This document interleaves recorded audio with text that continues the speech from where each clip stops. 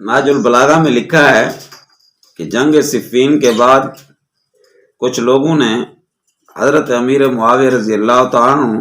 اور ان کے علاقہ کے شام کے لوگوں کو برا بھلا کہنا شروع کیا، تو حضرت علی رضی اللہ تعالیٰ نے اپنے زیر حکومت علاقے کے لوگوں کے لیے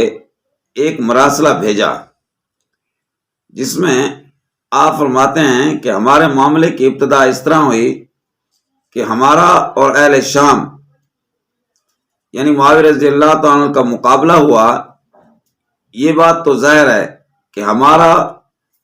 اور ان کا رب ایک ہے، ہمارا اور ان کا نبی ایک ہے۔ اللہ تعالیٰ کے ساتھ ایمان لانے اور اس کے پیغمبر صلی اللہ علیہ وسلم کی تصدیق کرنے میں ہم ان سے زیادہ ہیں نہ وہ ہم سے زیادہ ہیں۔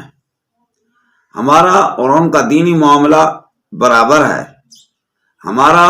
اور ان کا اختلاف صرف خون عثمان کے بارے میں ہے۔ اب اس مکتوب سے ہمیں یہ بات معلوم ہوئی کہ حضرت علی رضی اللہ تعالیٰ نے حضرت امیر معاویہ رضی اللہ تعالیٰ کو مومن بھی تسلیم کیا اور حضرت امیر معاویہ رضی اللہ تعالیٰ کو باغی نہیں سمجھا، بلکہ جو لوگ حضرت امیر معاویہ رضی اللہ تعالیٰ کے لشکر میں سے قیدی بن کر حضرت علی رضی اللہ تعالیٰ کے یہاں پہنچے اور ان میں سے کسی کا انتقال ہو گیا، تو حضرت علی رضی اللہ تعالیٰ نے ان کو غسل بھی دیا اور کفنایا بھی اور خود ان کی نماز جنازہ پڑھائی، اور حضرت علی رضی اللہ تعالیٰ نے حضرت امیر معاویہ رضی اللہ تعالیٰ کے لشکر کے سامان کو